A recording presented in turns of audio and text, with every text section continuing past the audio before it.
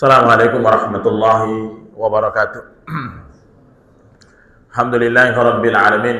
Nahmaduhu wa nasta'inuhu wa nastaghfiruh wa na'udzu billahi min shururi anfusina wa min sayyiati a'malina. Asyhadu an la ilaha illallah wahdahu la syarika lah wa asyhadu anna Muhammadan 'abduhu wa rasuluh. Allahumma shalli ala Muhammadin wa ala alihi wa ashabihi wa man tabi'ahum bi ihsanin ila yaumiddin. Amma ba'du. قال الله رب العالمين في القرآن الكريم يا أيها الذين آمنوا اتقوا الله حق تقاته ولا تموتن إلا وأنتم مسلمون. Ikhwani billah rahimani wa rahimakumullah. Alhamdulillah, kita bersyukur kepada Allah dengan luasnya nikmat yang Allah berikan kepada kita, sehingga alhamdulillah nikmat kita bertolabul ilmi ini bisa antum kerjakan. Saya yakin antum sebenarnya malam ini pasti semua punya acara, ya. Ada kan? Dan antum lebih memilih, karena memang di dalam Al-Baqarah surah ayat 61. Nanti antum sampai rumah buka surah Al-Baqarah ayat 61. Saya ingat saya 61. Di situ memang dijelaskan bahwa manusia ini memang setiap hari itu dia memilih sebenarnya. Ada yang memilih dunia kemudian menghilangkan akhiratnya. Ada yang lebih memikirkan akhiratnya daripada dunianya. Hatta hari ini antum bertolabul ilmi, saya yakin tadi mau berangkat pun milah-milih juga. Mungkin di antara antum yang mengatakan ngaji apa enggak ya? Ya. Dan yang paling hebat itu adalah ketika dalam hatinya dia mengatakan berangkat ngaji aja lah, insyaallah bermanfaat lah, biar nambah ilmu gitu. Karena yakin ikhwan billah rahimani wa rahimahullah, antum bukan pengangguran. Pasti antum ada kesibukan semua. Ada yang pengen makan, mungkin ada yang pengen duduk sama keluarganya, mungkin ada yang mau nonton, mungkin ada yang sudah janjian sama orang, mungkin sebenarnya ada yang mau cari pekerjaan, bahkan mungkin ada yang jualan, mungkin ada semua orang punya kesibukan malam ini habis maghrib sampai isya. Tetapi ternyata antum lebih memutuskan untuk berangkat apa? Ngaji. Sama dengan orang yang sholat malam juga begitu. Sholat apa tidur ya? Sampai ada istilah hitung apa? Hitung kancing. Berangkat tidak gitu ya? Atau ada istilah A atau B. Semua orang memilih, ikhwan. Dan yang terbaik adalah antum malam ini adalah memilih untuk bertalabul ilmi. Apalagi musim hujan yang mungkin antum jauh, kehujanan dan lain sebagainya. Tetapi ikhwani billah rahimani wa rahimakumullah, pilihan antum insyaallah yang dipilih para ulama salaf dahulu, yaitu mereka memilih untuk bertalabul ilmi. Baik, insyaallah pengajian kita di malam pekan pertama dan pekan kedua di Masjid Al-Kautsar ini kita coba membahas tentang wasiyah, tentang wasiat-wasiat yang Allah sebutkan di dalam Al-Quran. Jadi coba kita menggali Al-Quran sehingga kita tahu apa wasiat Allah yang terkandung di dalam Al-Quran. Kita lihat dalam malam hari ini, kita coba mengangkat surah Al-An'am. Di situ ada beberapa, mungkin ada sekitar 10 wasiat Allah dalam satu ayat. Jadi dalam satu atau dua ayat Allah sebutkan sekitar 10 wasiatnya yang menjadi pelajaran untuk kita di malam hari ini. Yaitu ada wasiat yang Allah sebutkan dalam Al-Quran yang seharusnya antum ikhwani billah rahimani wa rahimallah harus ketahui, dan nanti sampai rumah antum bisa lihat dalam Al-Quran surah Al-An'am ayat 151 sampai 153. Tetapi bukan hanya di ayat itu saja yang ada wasiatnya. Di ayat-ayat yang lain ada wasiat Allah. Maka insya Allah di malam ini dan malam-malam seterusnya, di malam pekan pertama dan kedua di masjid ini, coba kita mengangkat satu kitab, yaitu kajian kitab tentang wasiat-wasiat Allah yang ada di dalam Al-Quran. Baik, kita lihat yang pertama. Wasiat yang pertama yang Allah sebutkan di dalam Al-Quran, yaitu surah Al-An'am di ayat 151. A'udzubillahi minasyaitonir rajim. Qul ta'alu atlu ma harrama rabbukum 'alaikum. Ayatnya diawali mengatakan qul. Kemari, katakanlah wahai Muhammad, sampaikan kepada umatmu, ta'alau, sinilah, kemarilah. Wahai orang-orang Tanjung Pinang, kemarilah. Wahai kaum muslimin semuanya, kemarilah. Dalam Al-Quran dikatakan ta'alau, sinilah. Atlu ma harrama rabbukum 'alaikum. Saya akan membacakan apa yang Allah haramkan untuk kalian. Jadi memang ada wasiat yang Allah perintahkan untuk kita lihat. Sehingga ikhwani fillah rahimani wa rahimakumullah, di dalam Al-Qur'an itu, perhatikan, di dalam Al-Qur'an itu ada wasiatnya yang berisi perintah, ada wasiatnya yang berisi larangan. Dan itu yang antum harus tahu. Antum setiap hari membuka Al-Qur'an, setiap hari kita ini membuka Al-Qur'an, setiap hari kita membaca Al-Qur'an, seharusnya kita tahu ada wasiat yang Allah sebutkan dalam Al-Qur'an. Bahkan yang a'zam, yang paling besar sebenarnya apa yang menjadi wasiat Allah di dalam Al-Qur'an. Sehingga ikhwan fillah rahimani wa rahimakumullah, ketika antum hidup di masyarakat, antum mengatakan ini kok boleh, ini nggak boleh, siapa yang menentukan? Tidaklah kami menghalalkan sesuatu kecuali yang dihalalkan oleh Allah. Tidaklah segala sesuatu diharamkan kecuali diharamkan oleh Allah. Dan tidak boleh kita mengatakan ini halal, ini haram kecuali di atas dalil. Dan di sini dikatakan apa? Qul ta'ala ma harrama rabbukum 'alaikum. Sini saya bacain antum. Dalam Al-Quran, sinilah saya bacakan, marilah aku bacakan apa-apa yang diharamkan Allah atas kalian. Yang pertama yang akan kita bahas malam hari ini, antum lihat di sekian banyak ayat yang berbunyilah wasiat Allah yang pertama di dalam Al-Quran, termasuk dalam ayat ini adalah alla tusyriku bihi syai'a, yaitu jangan melakukan kesyirikan kepada Allah. Nah, maka itu wasiat yang pertama. Maka ikhwan fillah rahimani wa rahimakumullah, wasiat yang pertama yang akan kita bahas malam hari ini adalah wasiat tentang yang Allah sebutkan di dalam Al-Quran, jangan pernah melakukan kesyirikan. Itu wasiat pertama. Dan ini termasuk wasiat Allah yang paling besar. Maka wasiat yang paling besar itu adalah wasiat untuk mentauhidkan Allah yang bentuknya perintah, dan wasiat Allah yang paling berat, yang paling kencang larangannya adalah melakukan kesyirikan. Maka ikhwan fillah rahimani wa rahimakumullah, dakwah sunnah atau dakwah yang kita pahami ini yang ditempuh oleh para salafus saleh adalah mendakwakan tauhid. Kenapa mereka mendakwakan tauhid? Karena wasiat yang paling tinggi atau perintah Allah yang paling tinggi adalah tentang tauhid, dan wasiat larangan yang paling tinggi itu adalah larangan tentang jangan syirik. Maka saya akan mengumpulkan beberapa ayat untuk kita ketahui kenapa kemudian tentang wasiat pertama atau bahkan disebut sebagai wasiat yang paling besar, yaitu wasiat seseorang untuk tidak melakukan kesyirikan. Jadi wasiat Allah yang pertama yang disebutkan dalam sekian banyak ayat adalah wasiat tentang apa? Wasiat tentang apa? Wasiat perintah yang paling tinggi tentang apa?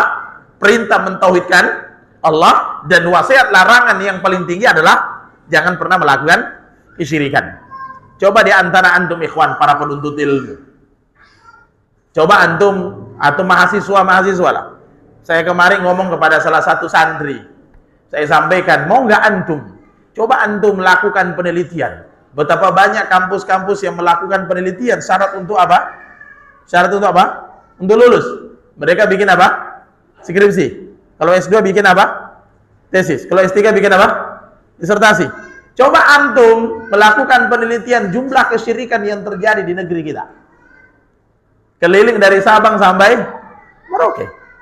Kenapa mereka tidak melakukan pengumpulan semua jenis-jenis kesyirikan? Baik kesyirikan dalam rububiyah, tauhid, tentang uluhiyah maupun tentang asma wa sifat. Karena tauhid itu ada dalam perkara rububiyah, ada dalam perkara uluhiyah, ada dalam perkara asma wa sifat. Maka syirik pun terjadi dalam rububiyah, syirik terjadi dalam uluhiyah, syirik juga terjadi dalam perkara asma wa sifat.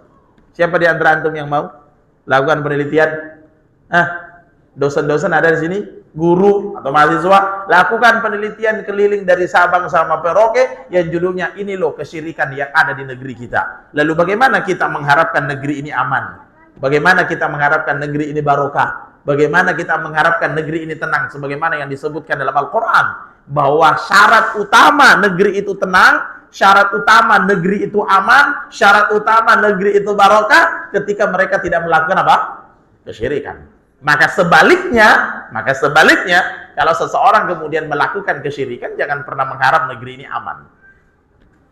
Antum jangan terlalu mengharapkan negeri ini aman, tenang, nyaman, barokah, enggak. Kalau masih ada kesyirikan. Maka ikhwani fillah rahimanikumullah, saya pernah mencoba mengumpulkan secara acak jenis-jenis kesyirikan yang ada di negeri kita. Ternyata kesyirikan yang ada di negeri kita termasuk kesyirikan yang sangat besar. Dan termasuk kesyirikan yang merajalela. Dan termasuk terbanyak jenis kesyirikannya. Dan termasuk orangnya itu turun-temurun mengajarkan kesyirikan itu. Dan itulah menjadi sebab kurang barokahnya negeri kita adalah ketika kesyirikan ini masih merajalela. Makanya kalau antum ikhwani billah rahimani wa rahimakumullah mengatakan dakwah tauhid tidak penting lagi. Dakwah tentang wasiat Allah tentang jangan syirik udah gak penting lagi. Wallahi ini adalah dusta. Kenapa? Seharusnya dakwah syirik melihat fenomena tentang kesyirikan banyak. Makanya apa kata seorang ulama, tidaklah muncul dosa-dosa yang lain kecuali negeri itu bermunculan dosa-dosa syirik. Jadi kalau ada dosa syirik, maka zina, homer, judi, penipuan, korupsi itu tetap akan selalu ada. Karena induknya maksiat, induknya kedurhakaan kepada Allah itu apa? Syirik. Jadi kalau induknya masih ada, maka anaknya kan selalu ada. Gitu. Makanya sebagaimana dulu syirik yang pertama kali muncul di zamannya Nabi Nuh alaihi salam, sejak munculnya syirik tersebut, maka muncul juga dosa-dosa yang lain. Maka gimana bilang rahimani Allah, saya kumpulkan beberapa ayat tentang ayat-ayat tentang kesyirikan yang kemudian menjadi wasiat pertama yang Allah sebutkan di dalam Al-Qur'an. Dan ikhwani billah rahimani Allah, mudah-mudahan nanti sempat di ujung nanti kita coba tanya kepada jemaah, tanya kepada antum semua, coba sebutkan kesyirikan yang ada di tempat antum. Ya, coba kumpulkan. Dan antum harus tahu di mana letak syiriknya. Makanya dulu ada seorang ulama membahas kemudian rumus untuk mengetahui perkara itu perkara syirik atau bukan. Dan dia jatuhnya dalam perkara syirik, apakah syirik rububiyah atau syiriknya dalam perkara uluhiyah atau syiriknya dalam perkara asma wa sifat. Karena kita juga tidak boleh serampangan karena dosa yang paling mengerikan itu dosa syirik. Baik, ikhwani billah rahimani wakumullah. Syirik itu apa sih? Syirik itu dikatakan ulama apa? Taswiyatu ghairillah billah. Yaitu seseorang yang menyamakan Allah dengan selain Allah fima huwa min khasaisihi subhanah, yaitu menjadi sifat khasnya Allah. Jadi syirik itu adalah bisa terjadi dalam perkara rububiyah, bisa terjadi dalam perkara uluhiyah, bisa terjadi dalam perkara asma wa sifat, yang itu sebenarnya menjadi sifat kekhususan Allah yang kemudian orang mencari tandingannya untuk kemudian sifatnya Allah ditempatkan kepada sifat selain Allah. Tetapi itu sifat khasnya Allah, sifat khususnya Allah yang kemudian diambil, kemudian ditempatkan kepada makhluk, ditempatkan kepada jin, bahkan ditempatkan kepada malaikat, ditempatkan kepada iblis, ditempatkan kepada tempat, kemudian sifat itu disamakan dengan sifatnya Allah. Itulah yang dimaksud dengan syirik. Paham sampai sini? Kalau enggak saya ulangi. Jadi syirik itu adalah seseorang yang menyamakan sifatnya Allah dengan sifat makhluk tentang sifat kekhususan Allah. Dan orang itu melakukan kesyirikan itu baik kepada perkara buruk maupun perkara baik. Ada syirik ke perkara baik, ada. Objeknya yang baik. Dan bahkan yang banyak terjadi kesyirikan itu objek yang baik kepada kuburan orang penjahat apa orang soleh? Iya. Yang terjadinya kuburan orang soleh, nggak ada kuburan orang jahat. Maka kesyirikan di tempat-tempat yang baik. Sehingga itulah yang kemudian menjadi, kata ulama, itulah yang kemudian menjadi sebab kenapa kesyirikan itu susah untuk dibatalkan. Karena kesyirikan itu polanya adalah memang melakukan kebaikan dan kepada yang baik. Jadi kelakuannya baik kepada hal yang baik. Tawassulnya kepada siapa? Orang mati. Orang matinya soleh apa orang munafik? Orang soleh. Apalagi kedudukannya wali. Kedudukannya apa? Habib. Jadi objeknya seperti itu. Yang melakukan juga orang baik. Nampak dari pakaiannya, nampak dari bentuknya. Sehingga untuk mencegah kesyirikan itu adalah perkara yang berat. Padahal ikhwani billah rahimahullah, saya sampaikan ini kemarin di Masjid Sanabil. Saya katakan bahwa sebenarnya ikhwan fillah rahimani warahmatullah, kalau antum sebenarnya memelihara tauhid antum perhatikan ini ya. Kalau antum sebenarnya memelihara tauhid antum, sebenarnya kita itu punya modal karena kita ini lahir dalam keadaan fitrah, lahir dalam keadaan mencintai Allah. Bahkan saya katakan orang ateis pun sebenarnya mencintai, orang ateis sekalipun dia meyakini Allah. Apa kata orang ateis? Apa kata orang ateis? Demi Allah saya ateis. Tidak. Pernah dengar itu? Jadi orang ada dituju, kamu ateis. Enggak, kamu bukan ateis. Yang saya ateis. Demi Tuhan, saya ateis. Coba bayangkan. Orang ateis saja bersumpah pakai nama Tuhan. Jadi sebenarnya orang itu tidak bisa melepaskan dirinya, susah melepaskan dirinya perkara apa? Perkara tauhid. Sampai betul-betul setan menyesatkan dia sehingga terlepaslah tauhid itu pada dirinya. Terlepaslah fitrah itu pada dirinya. Karena seseorang itu punya fitrah. Fitrah dia bertauhid kepada Allah. Sebagaimana dikatakan dalam hadis, kullu bani Adam yuladu ala fitrah. Kullu ma min mauludin illa yuladu ala fitrah. Tidaklah seseorang yang lahir kecuali lahir dalam kondisi fitrah. Maka sebenarnya seseorang itu ada fitrah. Sebagaimana disebutkan dalam hadis yang lain, di riwayat Imam Muslim mengatakan, Allah mengatakan, saya menciptakan hambaku ini semuanya dalam keadaan apa? Dalam keadaan hunafa. Dalam keadaan apa? Lurus. Sehingga kemudian apa? Wa innahum atathumush syayatin. Sampai kemudian setan itulah yang menyesatkan mereka. Jadi memang manusia itu lahir dalam kondisi baik. Makanya pada bila rahimahullah, seorang parenting pendidikan mengatakan begini, seorang ayah, seorang ibu, Allah memberikan dia anak, kemudian Allah juga memberikan anak itu di dalamnya ada fitrah. Sehingga ketika seorang ayah dan seorang ibu sebenarnya, dia membesarkan anaknya, mendidik anaknya, itu sebenarnya disupport dengan adanya fitrah. Sampai kemudian Nabi SAW mengatakan orang tuanya, fa'abawahu, orang tuanya lah, yuhawwidanihi, au yunassiranihi, au yumajjisanihi. Orang tuanya lah yang menjadikan apa?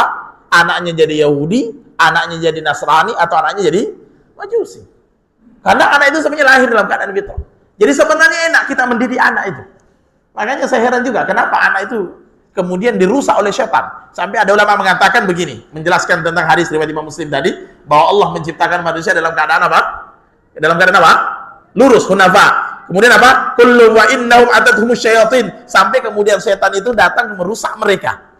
Merusak agama mereka. Sampai ada ulama mengatakan, masa sih kalian itu kalah sama syaitan? Masa sih kalian itu manusia yang ada fitrahnya, syaitan yang makhluknya lemah, makhluk lemah, itu bisa merusak fitrahmu. Dan apa kata ulama? Betapa lemah manusia yang dilemahkan oleh syaitan, yang syaitan sebenarnya adalah makhluk yang lemah. Jadi manusia itu, ikhwan, perhatikan, manusia itu sebenarnya dia kuat. Bahkan di dalam banyak dalil, manusia itu kuat, manusia itu mulia, manusia itu tinggi kedudukannya. Tetapi yang ajibnya itu adalah syaitan yang makhluk yang hina, makhluk yang dilaknat, makhluk yang lemah, itu menyesatkan manusia sampai kemudian manusia hilang fitrahnya. Saking lemahnya manusia. Jadi makanya ada penyair mengatakan tidak ada manusia yang sangat lemah kecuali orang yang disesatkan oleh syaitan. Karena syaitan ini makhluk terkutuk, makhluk hina, makhluk jauh dari rahmat Allah. Tetap makhluk yang lemah, tapi bagaimana makhluk yang lemah bisa melemahkan orang ini? Saking tidak adanya tauhid. Sebagaimana ulama mengatakan, orang kalau sudah tidak punya tauhid, maka dia adalah makhluk yang lemah. Diajak berzina, mau zina. Ditunjukkan khamr, dia mabuk. Ditunjukkan aplikasi online, judi. Coba ya. Ditunjukkan suara azan, nggak bisa datang. Coba ya kan, lemahnya manusia. Dan apa kata ulama? Tidak ada orang yang sangat lemah kecuali orang yang tidak memiliki apa? Tauhid. Makanya orang syirik itu adalah makhluk yang paling lemah. Makanya ada ulama mengatakan tidak ada orang yang, saya sebenarnya bingung karena di sini jamaah lebih banyak. Jadi di sini sedikit. Jadi saya harus ngadap kemana ini? Ngadap ke sini lah ya?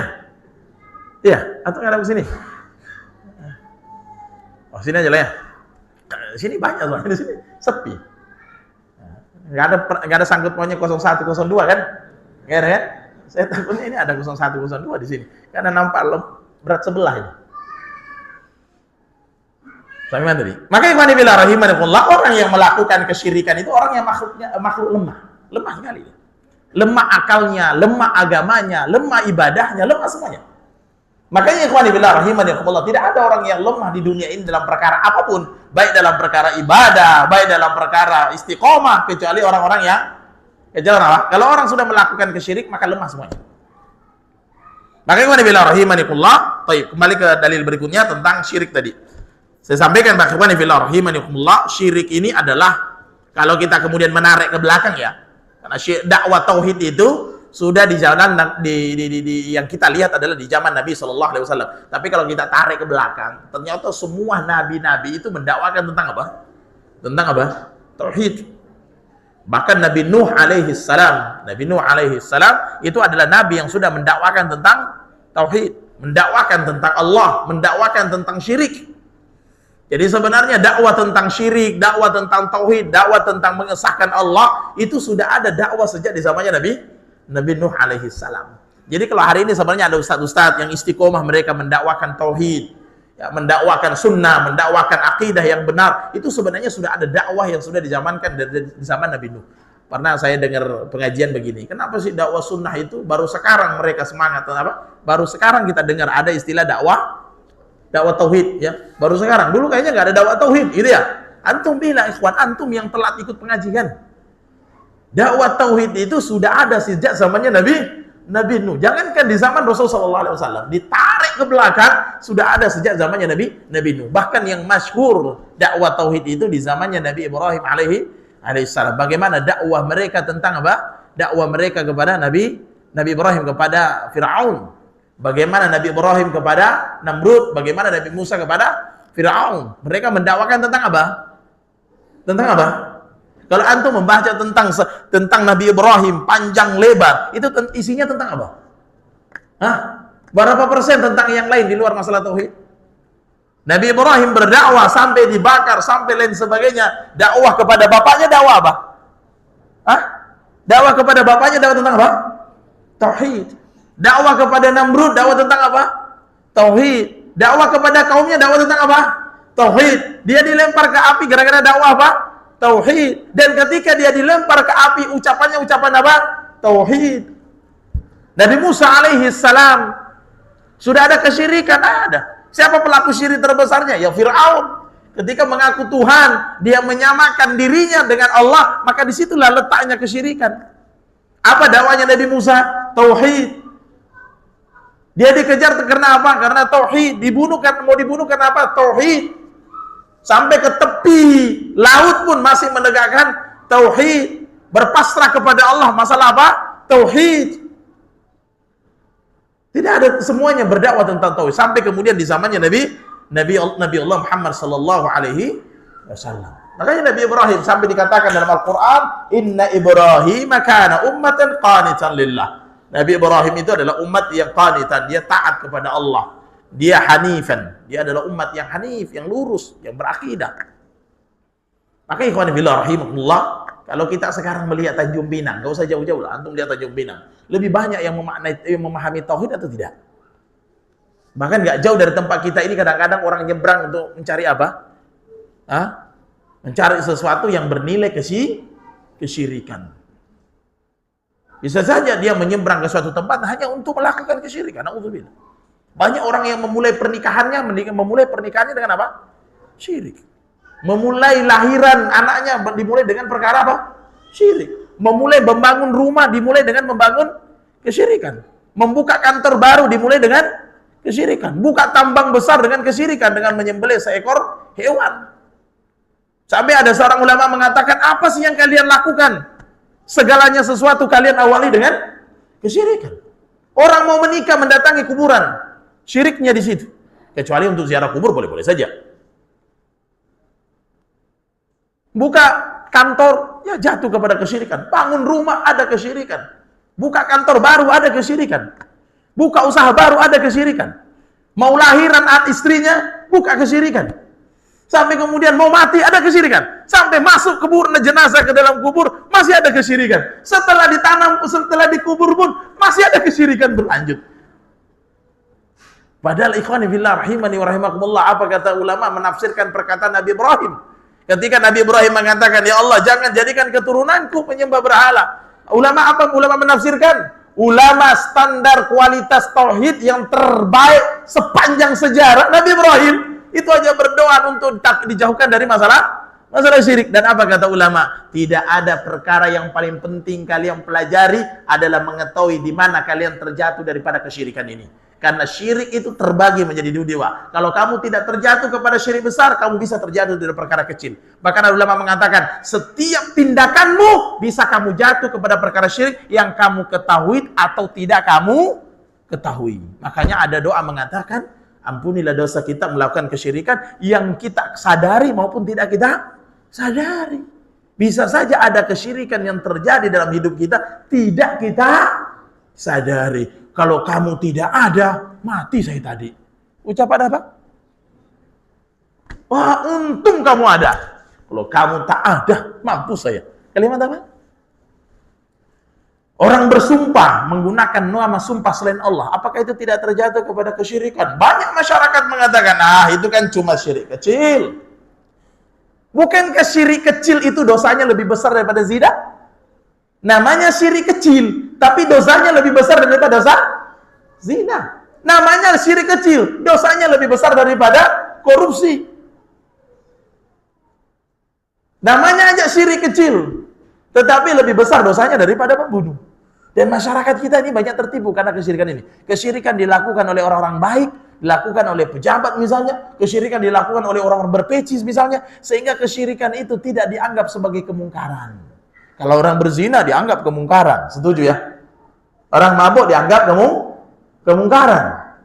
Sama dengan orang pelaku riba sama orang yang berzina. Kalau orang berzina, ada orang zinai ibunya, satu kampung geram. Ini orang kok zina ibunya sendiri. Tapi dia nggak tahu kalau orang riba itu lebih ngeri dosanya daripada seorang anak menzinai ibunya. Ya tidak? Iya. Samalah dengan pelaku syirik. Pelaku syirik ini sebenarnya dosanya mengerikan. Cuma terbungkus dengan cover. Kebanyakan kesyirikan ini dilakukan oleh orang apa? Tanda kutip, orang soleh. Ya, padahal kesyirikan ini dahsyatnya sampai Nabi Ibrahim saja takut terkena kesyirikan. Maka ikhwani fillah rahimani wa rahimakumullah. Baik, dalil yang kita pakai dari kitab ini tentang wasiyat, saya masuk kepada perkara kitab. Pertama, wasiat yang pertama adalah ketika Allah mengatakan dalam surah Al-An'am, mengatakan la tusyriku bihi syai'a, janganlah kamu melakukan atau janganlah mempersekutukan Allah dengan yang lain, yaitu melakukan kesyirikan. Saya sebutkan beberapa dalil yang ditulis oleh penulis buku. Dalil yang pertama yang diambil di sini, innallaha. Dicatat ya. Dalil pertama yang diambil oleh beliau adalah tentang syirik ini, surah An-Nisa ayat 48. Antum catat. Nanti sampai rumah dibuka. Kalau perlu semua jemaah dikumpulkan tuh ayat-ayat tentang syirik, dicetak gede-gede, pasang baliho lampu merah itu. Ya. Pasang. Di mana ada letak kesyirikan, ingatkan masyarakat di situ. Ini kesyirikan.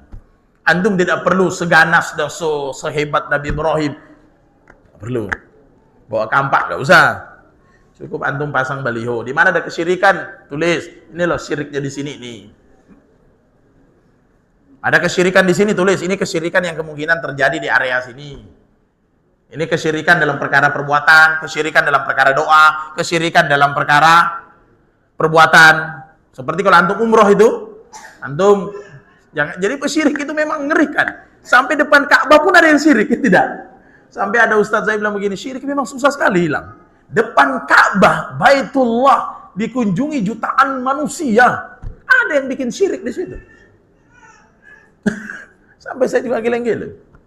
Orang naik ke Jabal Nur, Gua Hiro, hanya sekitar 5 kilo dari Ka'bah, orang bikin syirik besar di situ. Saya naik ke sana, ada orang sholat tidak menghadap ke Ka'bah, katanya menghadap ke Gua Hiro. Jadi memang syirik itu luar biasa. Makanya kenapa di Mekah itu di mana ada tempat yang kemungkinan terjadi kesyirikan, itu dinasihatkan manusia. Jangan begini, jangan begini. Makanya orang Indonesia itu ada kan diguntingnya apa? Apa yang digunting? Oh, kiswah. Kiswah itu apa? Pembungkus apa? Kain Ka'bah. Coba antum tanya, kenapa digunting?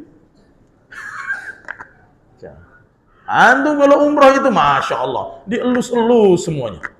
Makam Ibrahim yang tidak dieluslah, dipelulah, menangislah, histerislah. Sampai kita katakan, akhi, berilmulah. Kalau kamu tidak berilmu, syirik pun terjadi di depan Ka'bah. Kita ini, Indonesia Tanjung Pinang ini, dengan Ka'bah lumayan jauh kayaknya ya. Berapa kilo? Ada 5 kilo? Lebih ya? Antum harus sadar, makin jauh kita dengan Rasulullah, dengan zamannya, jauh juga dengan sisi tempatnya. Maka antum jangan kaget kalau kita mengingatkan antum dari perkara syirik. Ya. Dalil pertama yang diambil, innallaha la yaghfiru ay yushraka bih wa yaghfiru ma duna dzalika liman yasha. Terjemahannya, sesungguhnya Allah tidak mengampuni dosa orang yang melakukan kesyirikan, dan Allah ampuni selainnya. Para ulama mengatakan, perhatikan, para ulama mengatakan, tidak ada amalan, perhatikan, tidak ada amalan yang menghapuskan dosa syirik atau menghilangkan, mengampuni dosa syirik.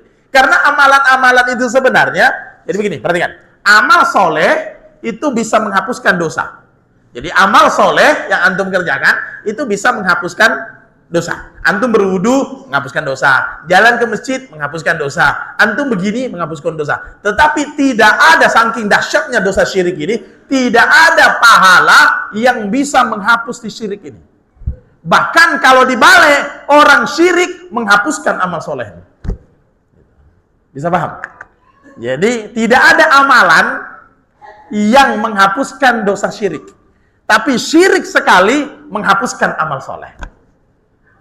Maka itulah kemudian yang dikatakan oleh Allah dalam Al-Quran. Sebagaimana Allah firmankan, wala asyraku lahabitu anhum ma kanu ya'malun. Andaikan kamu, wahai Nabi, berbuat syirik, maka batal semua amalan-amalan yang kamu kerjakan. Ini dalil yang penulis sebutkan dalam bukunya. Itu disebutkan Al-Quran, ayat surah Al-An'am ayat 88. Lain asyrakta lahbatana amaluka. Kalau kamu melakukan kesyirikan, maka sia-sia seluruh amal.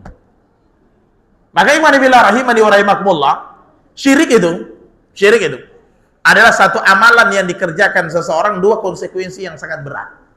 Konsekuensi yang pertama, amal solehnya hilang. Itu di dunia.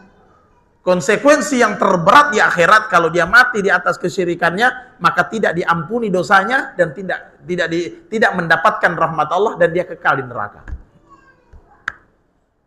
Tapi antum, saya bacakan satu hadis biar antum termotivasi untuk balik dari sini. Antum betul-betul melihat hidup kita ini, ada nggak yang kemungkinan terjatuh dalam perkara syirik.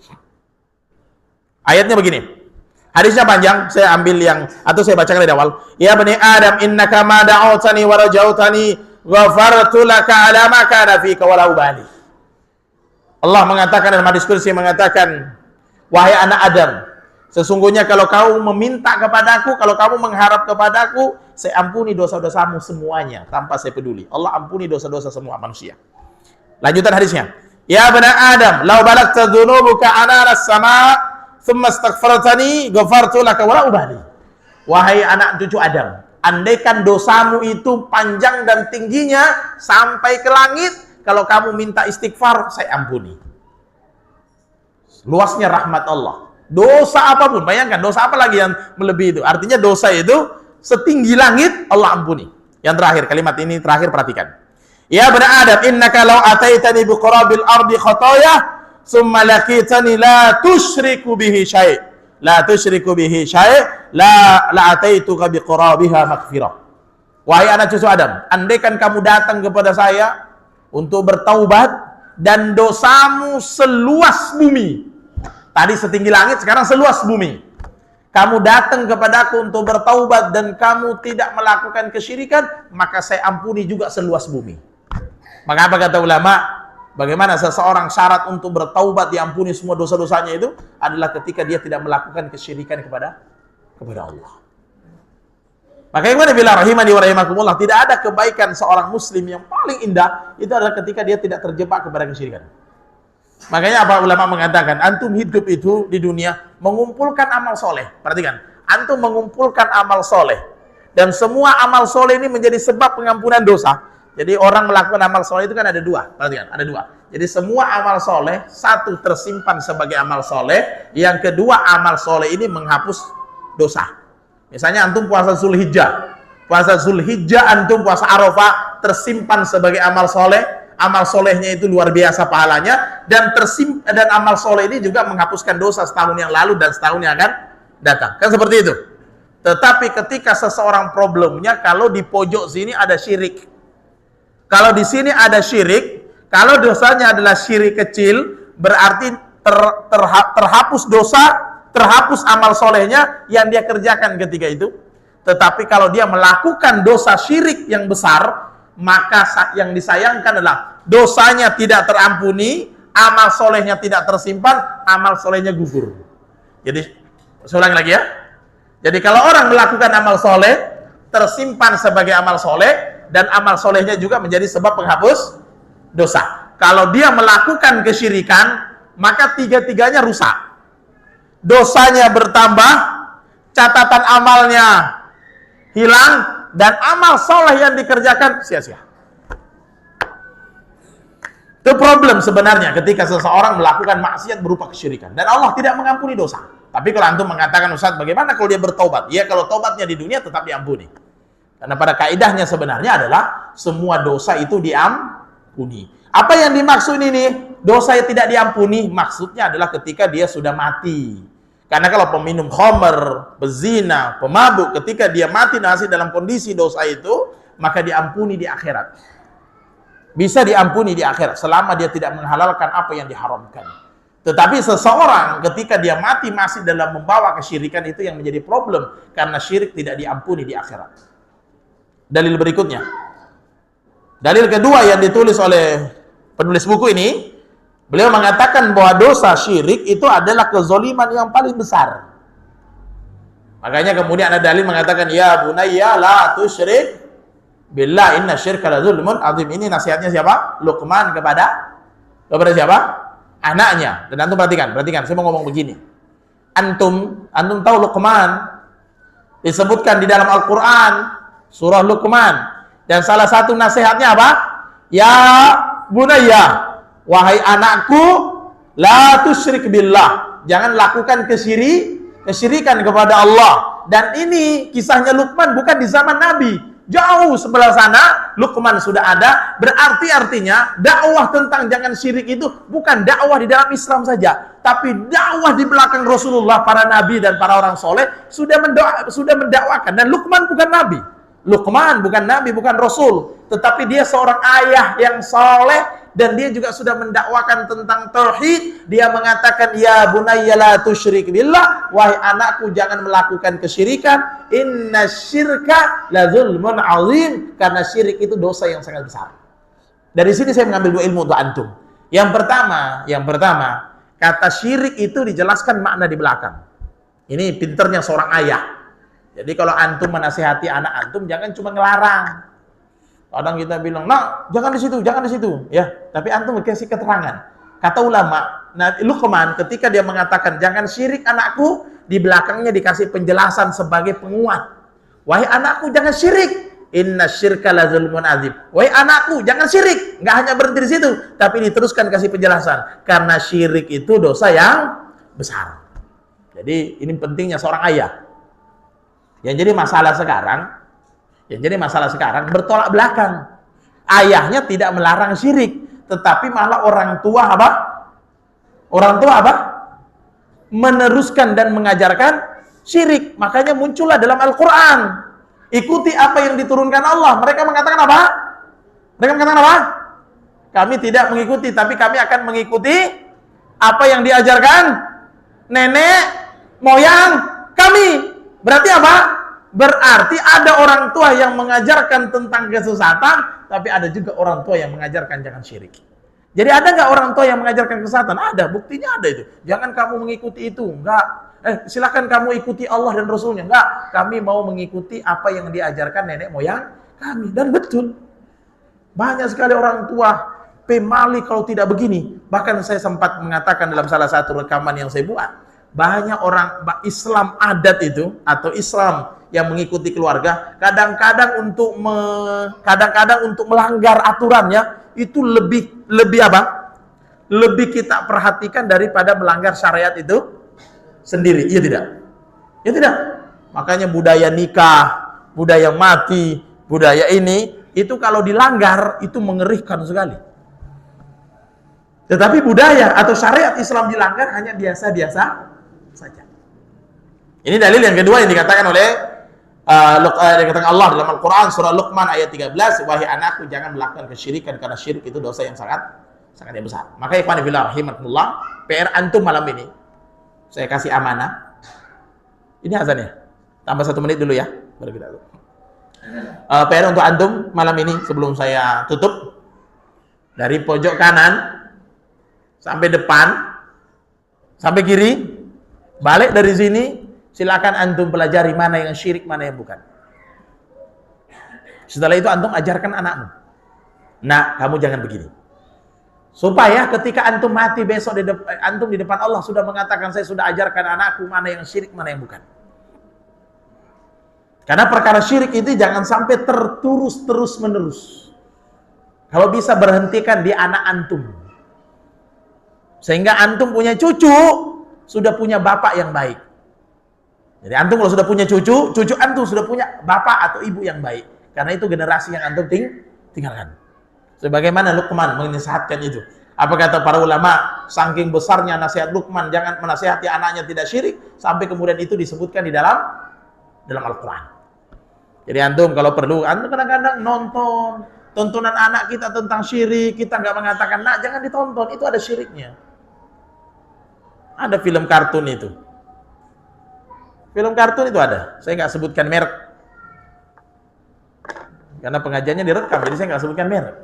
Kalau pengajiannya nggak direkam, saya sebutin mereknya, nama filmnya. Itu mengandung kesyirikan. Karena setiap dia butuh sesuatu, teman-temannya dia minta kepada dia, temannya itu. Dan ini adalah kesyirikan. Jadi film itu ya ada kesyirikan. Pergaulan ada kesyirikan. Maka dijaga anak-anak kita tentang kesyirikan. Oke, azan dulu. Setelah itu saya lanjut sekitar 10 menit.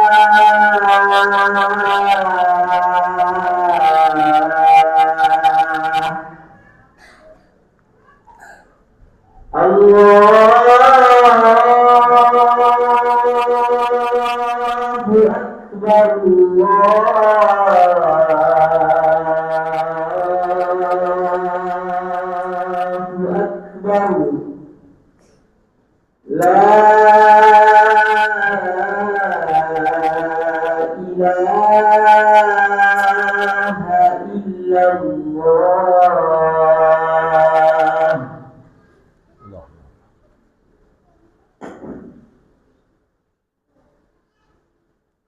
Baik, kita tambah 10 menit biar antum juga bisa istirahat.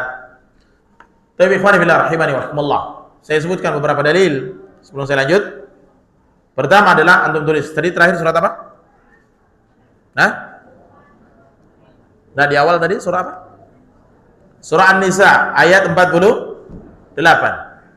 Kemudian surah Luqman ayat 13 yang menjelaskan tentang nasihat Luqman untuk tidak melakukan kesyirikan kepada anaknya. Antum kepada anak antum, kepada istri antum. Kalau perlu ya pelan-pelan kepada orang tua antum, biar target kita orang tua kita mati tidak membawa dosa syirik. Pelan-pelan antum ingatkan orang tua antum. Dan cukuplah kesedihan kita, kesedihan yang paling berat bagi kita adalah ada keluarga kita, ada orang tua kita meninggal tetapi masih di atas kesyirikan. Itulah yang paling kita sedihkan. Karena itu beban bagi kita di dunia dan di akhirat. Maka yang antum sekarang berusaha adalah sebagaimana Abu Hurairah meminta kepada Rasulullah untuk didoakan apanya? Ibunya, untuk tidak jatuh kepada kesyirikan. Ya antum yang ibunya masih hidup, bapaknya masih hidup, istri masih hidup, yang ibu-ibu suaminya masih ada, anak, doakan mereka sebagaimana Nabi Ibrahim mengatakan, semoga anakku, keturunanku tidak ada yang menjadi penyembah berhala. Antum berdoa, doakan mereka siang malam. Doakan mereka siang malam. Mudah-mudahan mereka mati di atas tauhid, mati di atas Islam. Itu akan menjadi beban kita. Kemudian yang ketiga, dalilnya adalah surah Az-Zumar ayat 65. Surah Az-Zumar ayat 65 ini sama dengan surah Al-An'am ayat 88. Az-Zumar ayat 65 sama dengan surah Al-An'am ayat 88 yang penulis buku sebutkan di sini. Dua ayat ini menjelaskan tentang apa? Dua ayat ini menjelaskan tentang bahwa amalan seseorang akan terhapus disebabkan karena syirik. Beban juga bagi kita melihat jamaah umroh, pergi umroh, lakukan kesyirikan, balik kepedean. Kadang-kadang kita sedih. Ada orang pergi keliling wisata religi, bangga dengan mengeluarkan uang, bangga dengan menghabiskan duitnya untuk kegiatan itu, capek dengan tenaganya. Tapi sayangnya melakukan kesyirikan, balik dengan amalan yang terhapus. Sangat menyedihkan. Ini jadi beban untuk kita. Ya, nasihatkan untuk masyarakat tidak terjatuh kepada kesyirikan. Karena dua ayat yang saya sebutkan, surah Az-Zumar ayat 65 dan ayat Al-An'am ayat 88 mengatakan bahwa orang yang beramal terhapus amalnya disebabkan karena kesyirikan. Jadi perhatikan, ada pendapat ulama mengatakan begini, perhatikan. Kalau ada orang dia beramal soleh, kemudian dia buat kesyirikan, kemudian dia tobat, baru mati, maka amal solehnya masih tersimpan. Bisa paham? Dia sholat selama mungkin hidupnya 60 tahun mati, misalnya 60 tahun mati. Dia selama 40 tahun amal solehnya bagus, dia tidak terjatuh kepada kesyirikan. Di umur 50 tahun dia melakukan kesyirikan. Setelah itu sempat tobat, baru mati. Maka ketika di hari kiamat amal solehnya masih tersimpan. Paham maksudnya? Tetapi kata ulama, yang kedua kata ulama, kalau dia melakukan kesyirikan, amal soleh, dia tidak melakukan kesyirikan, dia baik, kemudian di ujung kematiannya melakukan kesyirikan, kemudian dia mati, maka seluruh amal solehnya terhapus. Maka ada ulama mengatakan bagaimana kalau ada orang yang baik kemudian melakukan kesyirikan, kemudian dia tobat, ada ulama mengatakan dikembalikan Allah amal solehnya. Sebagaimana dalilnya apa? Ada ulama mengatakan menjadikan dalil bahwa orang kafir yang berbuat baik, kemudian dia masuk Islam, kemudian kebaikannya waktu kafir itu dimasukkan ke catatan amal solehnya ketika dia masuk Islam. Jadi kalau ada orang kafir, seperti yang kejadian di zaman Rasulullah, ada orang kafir masuk Islam, tapi sebelum masuk Islam, dia orangnya baik sekali, suka berinfak, membebaskan budak. Maka dia mengatakan, ya Rasulullah, bagaimana waktu saya masih kafir, saya suka membebaskan budak, dan sekarang saya masuk Islam. Maka kata Nabi SAW menjelaskan bahwa amalan dia tersimpan di catatan amal kebaikan. Maka resikonya sebenarnya orang itu hanya matinya itu di atas mana. Kalau matinya di atas kesyirikan, memang seluruh amalnya tidak ada yang diterima. Tetapi kalau dia sempat bertaubat, baru mati, maka ada ulama mengatakan amal solehnya dikembalikan. Wallahu ta'ala bishawab. Tapi ini adalah pendapat ulama yang kuat. Berikutnya, dalil yang berikutnya tentang syirik ini adalah innahu man yusyrik billah faqad harramallahu alaihi al-jannah wa ma'wahu an-nar wa ma lidh-dhalimin min ansar.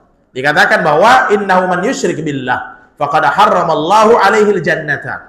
Siapa seseorang yang melakukan kesyirikan kemudian dia mati, konsekuensinya ini berat. Orang yang mati kemudian dia melakukan kesyirikan kemudian mati dan tidak bertaubat, maka Allah haramkan dia masuk surga. Dan tempat kembalinya mereka adalah neraka dan tidak ada pertolongan bagi orang yang zalim. Siapa? Orang musyrik itu zalim. Zalimnya kenapa? Perhatikan. Kenapa syirik itu dibilang zalim? Karena dia merampas haknya Allah dan dia berikan kepada yang lain. Karena hak terbesar bagi Allah adalah diibadahi dan tidak melakukan kesyirikan. Itu haknya Allah. Dan orang yang melakukan kesyirikan berarti dia mengambil haknya Allah. Makanya dikatakan bahwa orang syirik itu orang yang zalim. Makanya dalam ayat dikatakan apa? Wa malil zalimina min ansar. Tidak ada pertolongan, tidak ada bantuan, tidak ada penolong bagi orang yang melakukan kezaliman. Dan orang yang paling zalim itu di dunia ini adalah orang yang mengambil haknya Allah, yaitu orang yang musyrik. Ini disebutkan dalam surah Al-Maidah ayat 72. Sudah berapa dalil? Antum sampai rumah hafalkan satu persatu. Jadi antum jangan cuma tahu tentang syirik bahaya, tapi antum juga harus tahu dalilnya. Saya sudah bahas ini di Masjid Jabal Rahmah tentang apa? Islam itu tidak cukup hanya ditahu, tetapi Islam harus disertai dengan dalil. Dan ulama mengatakan masih termasuk Islam yang jelek atau kualitas Islam yang jelek adalah mengetahui hukum tetapi tidak mengetahui dalil. Jadi antum harus tahu dalilnya. Ya, jadi dalilnya surah Al-Maidah ayat 72. Berikutnya dalil yang lain tentang syirik.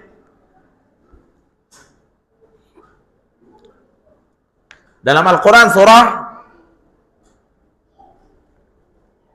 An-Nahl ayat 120 menjelaskan tentang Nabi Ibrahim adalah umat yang taat dan bukan termasuk orang yang melakukan kesyirikan. Atau misalnya dalam Quran surah Saba ayat 22 juga tentang perkara kesyirikan.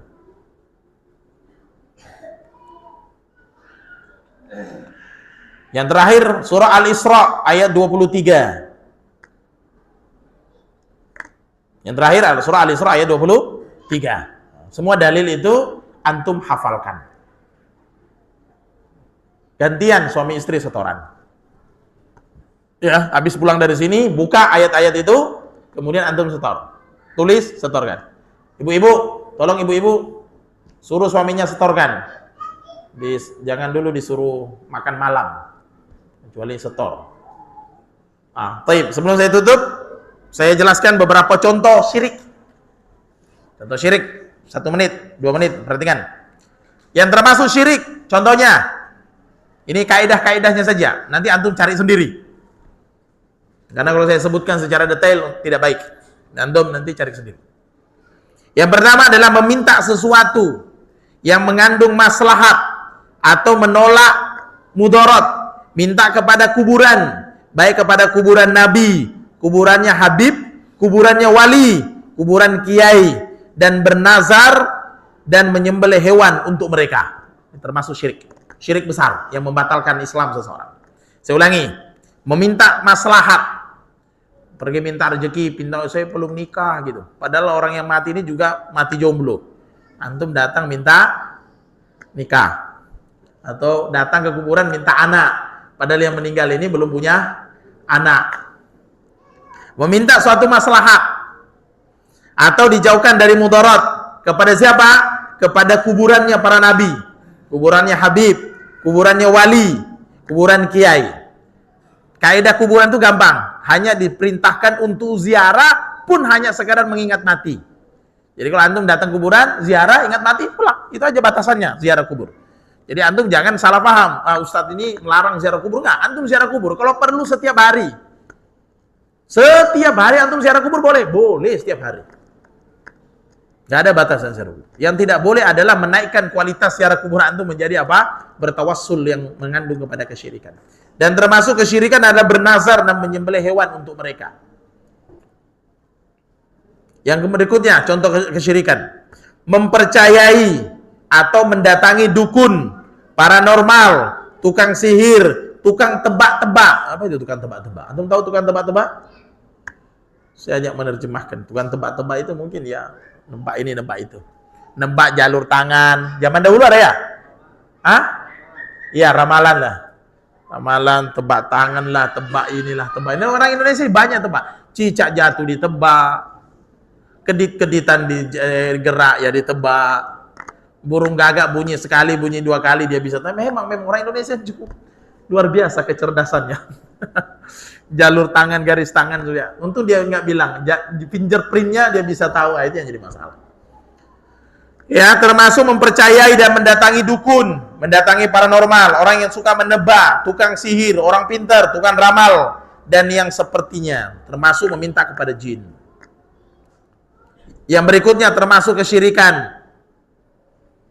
Mempercayai suatu yang bersifat jimat, tongkat, susu, pusaka, barang sakti, dan ramalan-ramalan yang lain.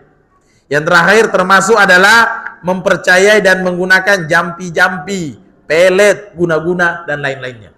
Itu semuanya adalah bentuk-bentuk kesyirikan. Dan antum ikhwani fillah rahimahullah, satu ilmu untuk antum sebagai penutup, bersyukur kalau di tempat antum masih ada ustadz yang mau menasehatkan antum tentang tauhid dan mau mengingatkan antum tentang perkara syirik. Masih bersyukur. Antum di Tanjung Pinang misalnya masih ada Ustadz Arif hafizahullah, beliau masih semangat mendakwakan tauhid, mengingatkan tentang tauhid, mengingatkan tentang bahaya syirik. Itu antum bersyukur karena dia mengingatkan tentang perkara yang sangat besar dan perkara yang sangat penting. Maka dialah orang yang menjelaskan tentang tauhid, tentang syirik, dia adalah orang yang paling besar kebaikannya. Karena dia mengingatkan sesuatu yang memudahkan antum masuk surga dan mengingatkan sesuatu yang menghalangi antum masuk neraka. Barakallahu fikum, subhanakallahumma wa bihamdik, asyhadu an la ilaha illa anta, astaghfiruka wa atubu ilaik. Assalamualaikum warahmatullahi wabarakatuh.